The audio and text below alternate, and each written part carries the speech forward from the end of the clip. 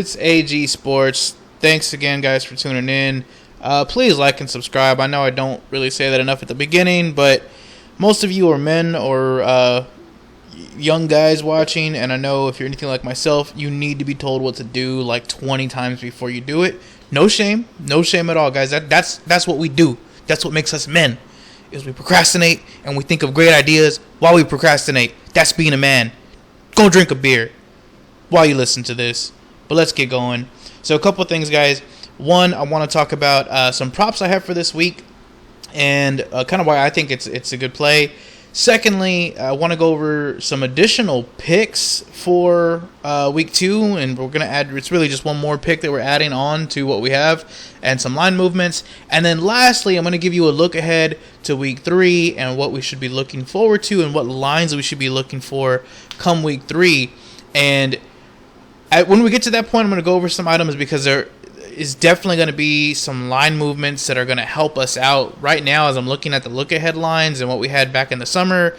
Compared to my algorithms, it's all pretty close still. It's like within a point or half a point for the most part. But after this week, I do expect us to see some pretty drastic line movement with overreactions, just like every other week. So that's why we look ahead of time. That's why before even the week 2 games get played, we're looking ahead because we want to make sure that we are not being heavily influenced by recency bias. So, first of all, let's get started with the prop picks. So, I am using Prize Picks. And if you are not using this already, not saying you're missing out, but you might want to look into it. Only because Prize Picks is probably the one betting arena that is legal across the country at this point.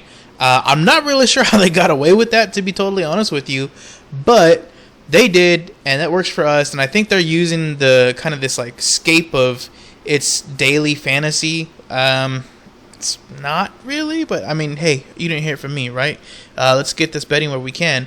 So one of the I guess drawbacks to Prize Picks is that you have to pick 2 players. Now, they don't both have to hit if you use like the flex play. You can just hit on one or the other, but obviously if both of them hit, it's like hitting a parlay basically on props. So some people like to do correlations, and we can look into that. I didn't really have anything strong for this week as far as correlations go, but I do have 2 strong individual plays. One of them being Jarvis Landry and the under 64.5 yards. Why do I like this? Pretty self-explanatory, guys. They're going up against the Houston Texans. So the easiest, most obvious reason I don't like Landry to go over his total this week is because the Browns should get out to a lead. There should be a lot of running, and they should be able to do whatever the hell they want to do against the Texans. The Browns have the number 1 offensive line per several different sources. They have an amazing running back tandem in Chubb and Hunt. Guys, they don't need to pass this ball one time if they don't need to. And assuming that they do get out to this early lead, it's going to be very easy for them to sit back, milk the clock, run the ball, that kind of stuff. Now, that's very narrative-y of me, and I totally get that. So let's look at some other things. Last week, Jarvis Landry had a total of 17 air yards, and I forget exactly how many targets he had, but it was like 7 or 8 targets for a total of 17 air yards. This guy does not get very many air yards, so not to say that he won't get 3 or 4 targets, because he probably will, but those targets are going to be very close to the line. He's really, as you know, a possession receiver. They're going to use him to, as an extension of the run game, really, and so he's going to need to bust off a huge play to get over 64.5 yards. That's really what we're betting against here. Do you think that he busts a huge play? And I don't mean just like a 20-yarder, because even with a 20-yard play, he's probably still not coming close to this total. We're talking about like a catch and run for like 50, 60 yards. And I mean, it's possible, but I'm betting against it. Secondly, though, the deep threat for this Browns team is Anthony Schwartz, a rookie out of Auburn. I did not know this until I heard a couple people talk about it this week. He was a track star at Auburn, so he has some crazy speed, And it looks like they drafted him for a very specific reason. They knew exactly how they wanted to use him, and you saw it last week. He was beating guys down the field, and he's just winning with straight speed. So that's another reason that I think if there is a big play to be had in this game with the receiving core that's there, it's not going to be Landry. You're probably looking at Schwartz. Secondly, though, I like the over on David Montgomery, 63.5 rushing yards. They are at home. They are favorites. Both of those things do pretty much help the running back, or they bode well for running backs. But aside from that, Cincinnati really, it looks like they maybe had a better day on the stat sheet than they did against against Dalvin Cook and the Vikings last week. A lot of that, if you go back and watch the game, the Vikings just looked out of sorts. And if you've been keeping up with these videos and with my picks since the preseason, you know I was really betting on the Vikings starting really week 1 of the preseason because I liked their track record, their coaching, Mike Zimmer really going after it in preseason. And this offseason, that's just not what happened. They did not look very good in the preseason. And I remember they got just handed on. They got really worked over week 1 of the preseason, and it killed us because it gave us a loss. But I went back to that week 3, and it was a plus 3.5 against the Chiefs, and I thought for sure the Chiefs are not going to give a damn in this game. The Vikings should win or at least keep it really close, and it took some miracles basically for them to cover a plus 3.5 in week 3 where the Chiefs weren't really playing after the first drive or two.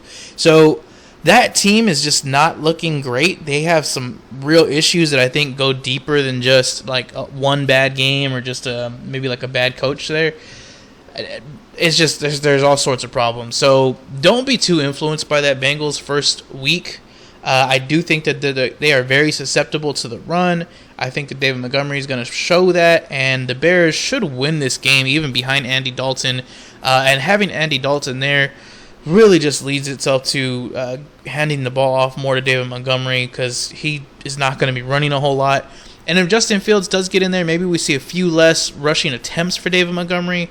But if you are a fantasy player, you might want to see that not only for Justin Fields, but because they're probably more likely to actually get in the end zone. And then when David Montgomery does get the ball, assuming Justin Fields sees the field at some point, those rushing lanes should be a lot wider with the mobile quarterback back there.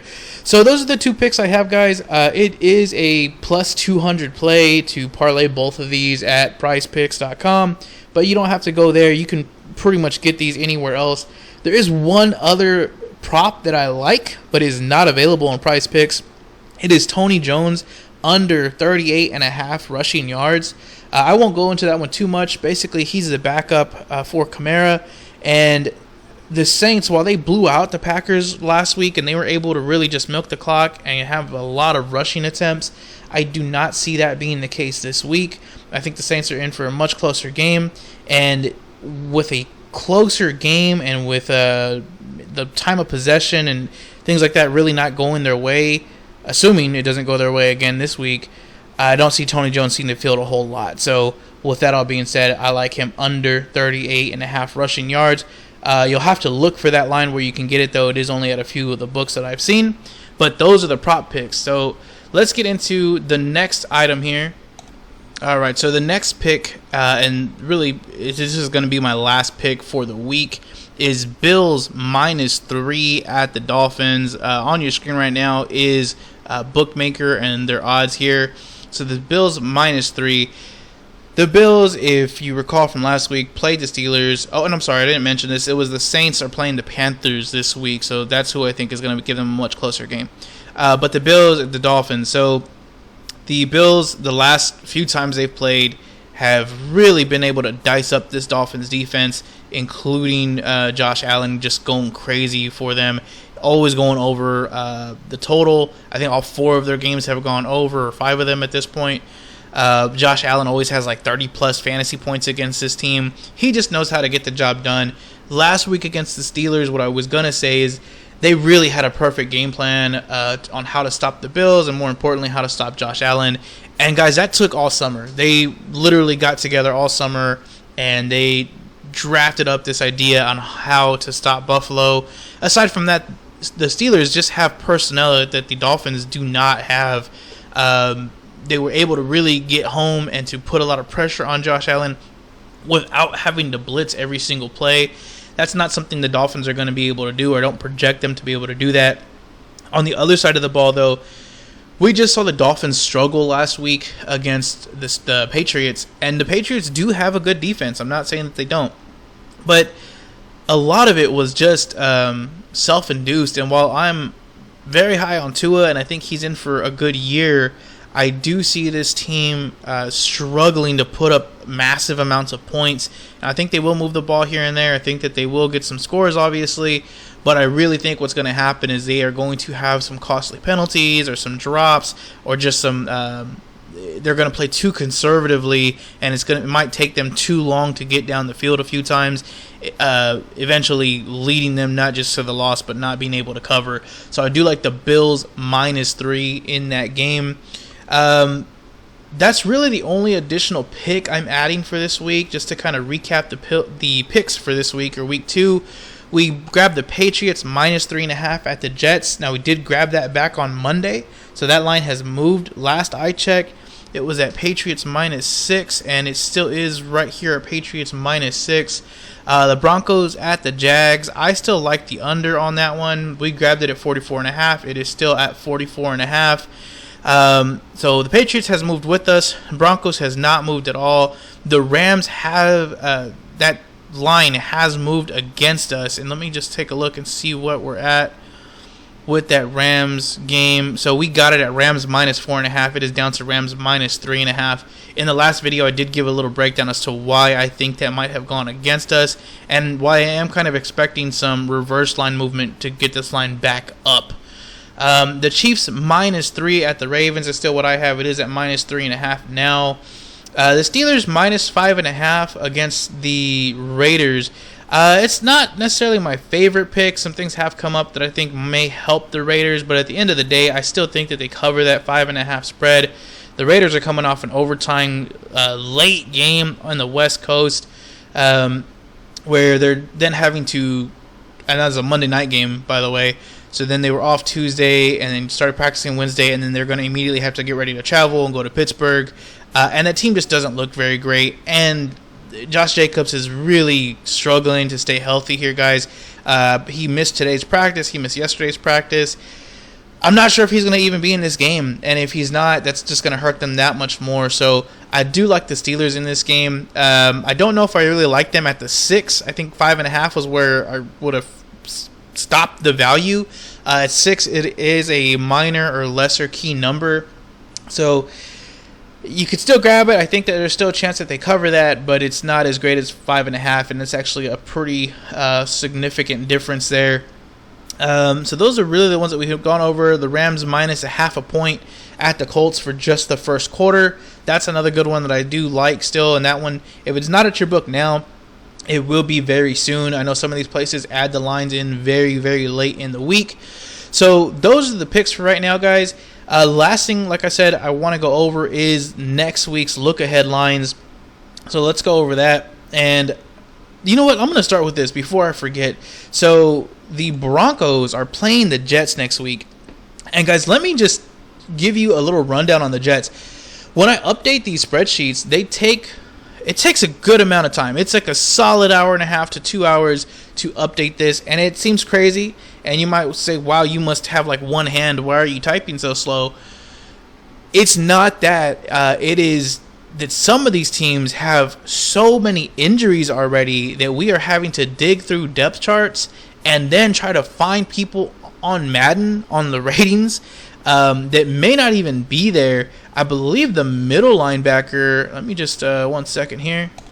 Yes, so I'm going to just show you those notes here. So the middle linebacker for the Jets is the third string middle linebacker. And guys, he was not even on the team for the beginning of the season, so we don't have the ratings for him. But secondly, he wasn't even in Madden period for this year. So I had to look up last year's Madden ratings to find him, which not ever a good thing. Now, they did have him ranked at a 69, But that is a total guess at this point, whether that is still accurate or not. I would assume, if anything, it's gone down, not up. So kind of keep that in mind, because this is on the defensive side of the ball. This is going to be really like at their peak. We're giving them the benefit of the doubt and giving them as many points as possible. But just to run down on these injuries, so they're down to their third string middle linebacker, again, a very critical position, quarterback of the defense, and it's a guy who didn't even start the year with them, and we're only one game in.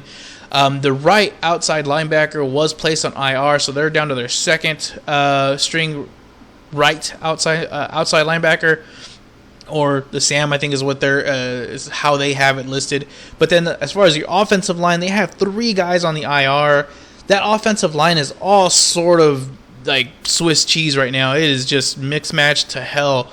They have a left tackle that was like a right guard, and they have a right tackle that was like a 4-string center. I don't know. I can't even remember. They have all sorts of people just thrown in there, and they're really just hoping and praying that they have a guy who knows what a football looks like back there. And it just does not spell success for this team at all. And really, I'm kind of concerned for Zach Wilson. He may be a great quarterback. He actually showed some promise in the first game ever. But with an offensive line like that, guys, that's not going to be good, especially if the Broncos get Chubb back on that defensive line. And even this week, he's playing the Patriots. Guys, that's not looking good. I know a lot of people are saying the Patriots -6, it's a big line. They might not cover. The Patriots, they don't cover very big lines like that. Mac Jones is a rookie. I understand all of that, and I know this is the look-ahead section, but I'm telling you right now, this Jets team has so many injuries all over that defense.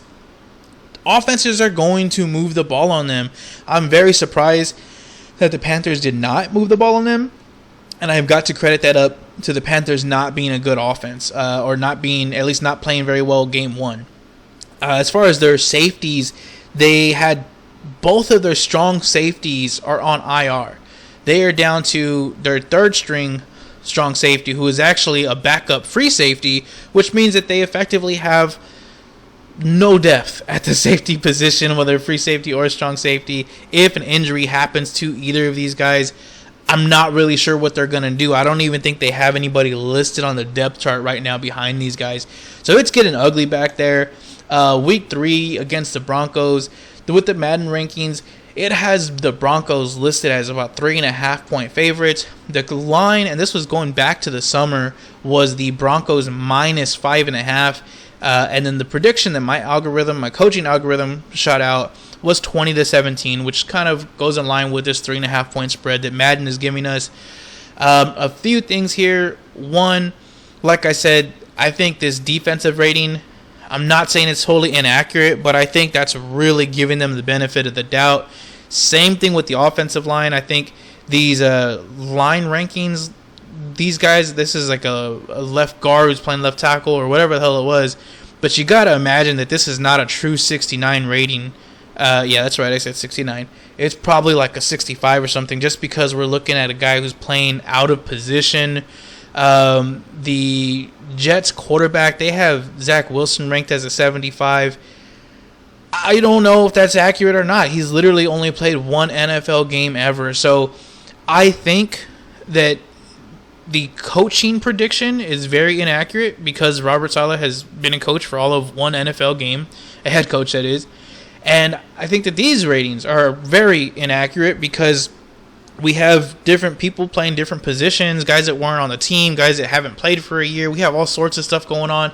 And even Zach Wilson, even if he is a true 75 rating quarterback, he cannot play up to that with a line that's going to just have him running for his life all day. So while everything algorithm and mathematically is pointing to like a 3.5-point spread, I really think this Broncos team should be like a -6 to start the week off. And that's what we're going to be looking for. We're going to be looking for Broncos -5.5 or -6. No higher than that, because you don't want to worry about a backdoor cover. And the Broncos are not a very high-scoring team as it is. But just having that 5.5, if we find it out there, I'm going to grab that as soon as possible, because this line will go up. If it does come out as a 5.5, I'm almost guaranteeing you that it will end at 7 or if not higher. So that's the one I want to go over first. Next is the 49ers. They do play the Packers next week. My coaching algorithm has this at a 30-31 game with the Packers winning. The Madden algorithm has it with the Packers being the 2-point favorite. Right now, it's the 49ers +1, meaning the Packers are 1-point favorites. That game I'm probably not touching unless we see some drastic line movement. I would want to see like the 49ers +3 or +3.5 to even get involved in that. If the Packers have a great showing, which they might, they could have a huge bounce back spot here against the Lions. And then the 49ers against the Eagles. If they get beat by the Eagles, it is very possible that we come out with the 49ers +3.5, at which point I would not mind getting involved in that game. Next is the Browns and the Bears. So my coaching prediction has it at 31-24 for the Browns. Madden has it as the Browns with a 3-point favorite.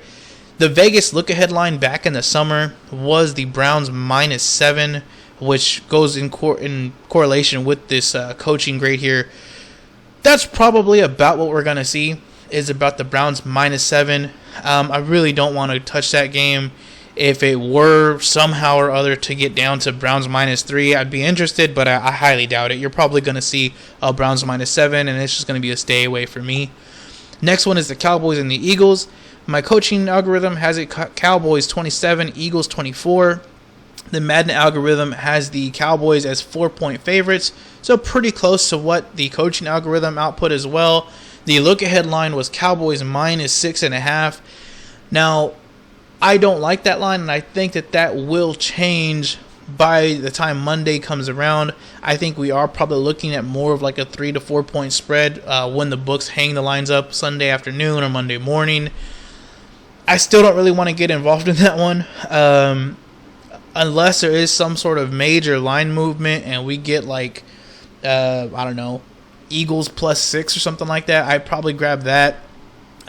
Anything short of that, I'm not really touching it. The Cowboys are playing at home. It is a Monday night game, I believe. So maybe there's some value there. If it comes out as a very tight line, if it comes out like as Cowboys -1, then we might look to take the Cowboys on that one. But like I said, right now it's kind of right in the middle where I wouldn't want to touch it either way. Next is the Patriots and the Saints. The coaching algorithm has the Saints winning this game 31-26. The Madden algorithm has the Patriots winning this game as 2.5 favorites. The current line is actually Patriots +1. That was the line from the summer, I should say. So this is kind of all over the place. We have my coaching algorithm says it should be Pats +5. The spread says it should be Pats -3. The line in the summer was Pats +1. So we're all over the place with this one. I really do believe that the Madden algorithm is probably your most accurate for this time of year, for week 3 that will be next week. So if we can get the Patriots at +3, I am willing to take that. The only thing is I don't think we're going to get that. I think the Patriots are going to smash the Jets this week, and the Saints against the Panthers could be a close game, but either way, I don't think we're going to see Patriots +3 or +3.5. You're probably looking at something like Patriots +1 or Saints -1. And at that, I really don't want to get involved with it. There's just too much variation there with the Saints, and I don't really have a good feel for that team or even how accurate the numbers are with that team. So Patriots +3.5 or more, I'm down with. Anything other than that is really just a fade for me or stay away. Rams is the next. Now, the Rams play the Buccaneers. Now, I'm really excited to watch this game next week. My coaching algorithm has the Buccaneers winning 30-24.